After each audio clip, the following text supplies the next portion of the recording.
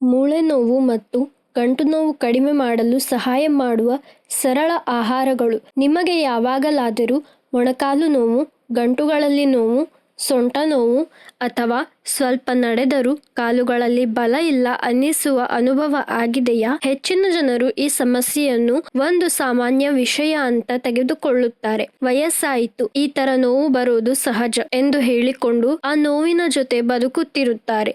ಆದರೆ ಒಂದು ಮುಖ್ಯವಾದ ಸತ್ಯ ಏನೆಂದರೆ, ವಯಸ್ಸು ಹೆಚ್ಚಾದಂತೆ ದೇಹದಲ್ಲಿ ಕೆಲವು ಪೋಷಕಾಂಶಗಳು ಕಡಿಮೆಯಾಗುತ್ತವೆ. ಮುಖ್ಯವಾಗಿ ಕ್ಯಾಲ್ಸಿಯಂ, ಮ್ಯಾಗ್ನೀಷಿಯಂ, ವಿಟಮಿನ್ಗಳು. ಇವುಗಳು ಕಡಿಮೆಯಾದರೆ ಮೂಳೆಗಳು ದುರ್ಬಲವಾಗುತ್ತವೆ. ಆದ್ದರಿಂದ ಮೊಣಕಾಲು ನೋವು, ಗಂಟು ನೋವು, ಸ್ನಾಯು ಸೆಳೆತ ಹೆಚ್ಚಾಗಬಹುದು.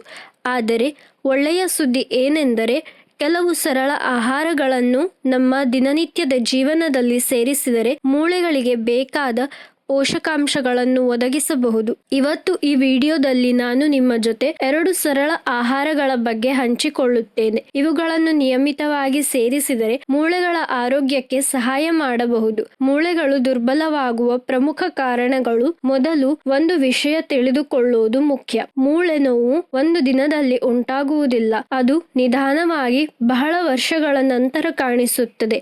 ಅದರ ಹಿಂದೆ ಹಲವಾರು ಕಾರಣಗಳಿರುತ್ತವೆ. ಕ್ಯಾಲ್ಸಿಯಂ ಕೊರತೆ. ಮೂಳೆಗಳ ಪ್ರಮುಖ ಪೋಷಕಾಂಶ ಕ್ಯಾಲ್ಸಿಯಂ ಕಡಿಮೆಯಾದರೆ ಮೂಳೆಗಳು ದುರ್ಬಲವಾಗುತ್ತವೆ.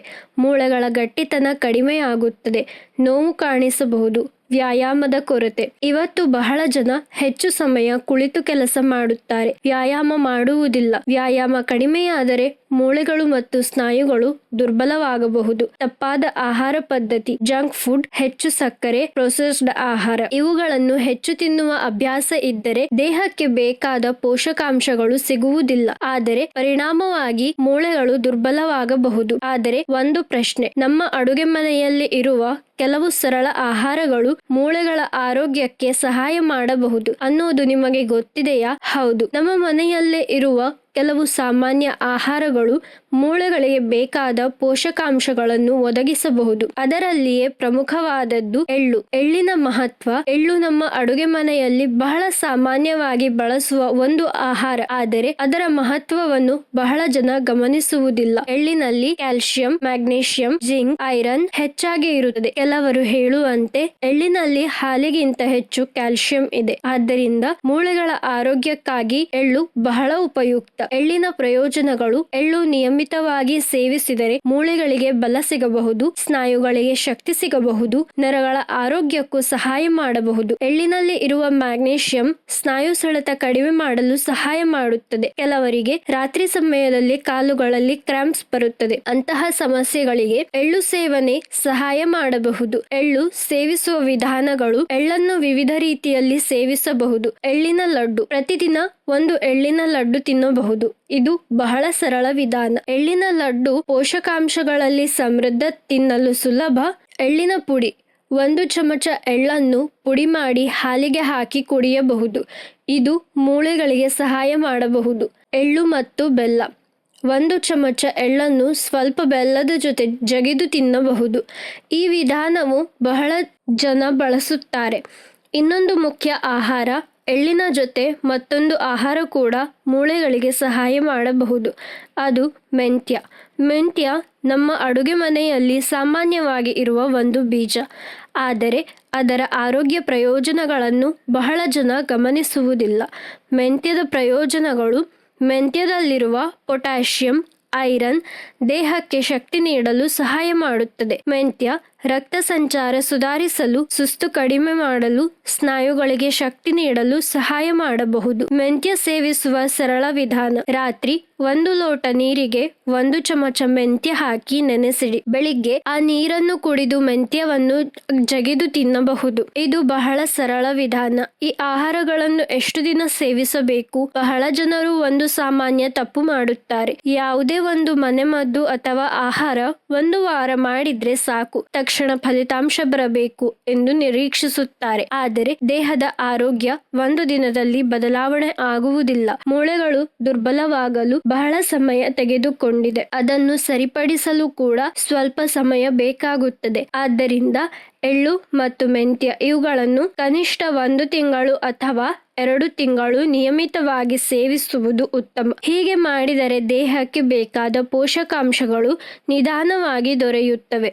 ಮೂಳೆಗಳ ಆರೋಗ್ಯಕ್ಕೆ ಸಹಾಯ ಮಾಡುವ ಇನ್ನಷ್ಟು ಆಹಾರಗಳು ಎಳ್ಳು ಮತ್ತು ಮೆಂತ್ಯ ಮಾತ್ರ ಸಾಕಾಗುವುದಿಲ್ಲ. ದೇಹಕ್ಕೆ ವಿವಿಧ ಪೋಷಕಾಂಶಗಳು ಬೇಕಾಗುತ್ತದೆ. ಆದ್ದರಿಂದ ಕೆಲವು ಇನ್ನಷ್ಟು ಆಹಾರಗಳನ್ನು ಕೂಡ ನಿಮ್ಮ ದಿನನಿತ್ಯದ ಆಹಾರದಲ್ಲಿ ಸೇರಿಸಬಹುದು. ಸೊಪ್ಪುಗಳು. ಹಸಿರು ಸೊಪ್ಪುಗಳಲ್ಲಿ ಕ್ಯಾಲ್ಸಿಯಂ, ಐರನ್, ಫೋಲಿಕ್ ಆಸಿಡ್ ಹೆಚ್ಚಿರುತ್ತದೆ. ಸೊಪ್ಪುಗಳು ದೇಹಕ್ಕೆ ಬೇಕಾದ ಪೋಷಕಾಂಶಗಳನ್ನು ನೀಡಲು ಸಹಾಯ ಮಾಡುತ್ತದೆ. ಆದ್ದರಿಂದ ವಾರದಲ್ಲಿ ಹಲವು ಬಾರಿ ಸೊಪ್ಪುಗಳು ಆಹಾರದಲ್ಲಿ ಸೇವಿಸುವುದು ಉತ್ತಮ. ಮೊಟ್ಟೆ ಒಂದು ಉತ್ತಮ ಪ್ರೋಟೀನ್ ಮೂಲ. ಪ್ರೋಟೀನ್ ಸ್ನಾಯುಗಳ ಆರೋಗ್ಯಕ್ಕೆ ಬಹಳ ಮುಖ್ಯ. ಸ್ನಾಯುಗಳು ಬಲವಾಗಿದ್ದರೆ ಮೂಳೆಗಳಿಗೆ ಬೆಂಬಲ ಸಿಗುತ್ತದೆ. ಹಾಲು ಮತ್ತು ಹಾಲಿನ ಪದಾರ್ಥಗಳು. ಹಾಲಿನಲ್ಲಿ ಕ್ಯಾಲ್ಸಿಯಂ, ಪ್ರೋಟೀನ್ ಇರುತ್ತವೆ. ಇವು ಮೂಳೆಗಳಿಗೆ ಆರೋಗ್ಯಕ್ಕೆ ಸಹಾಯ ಮಾಡಬಹುದು.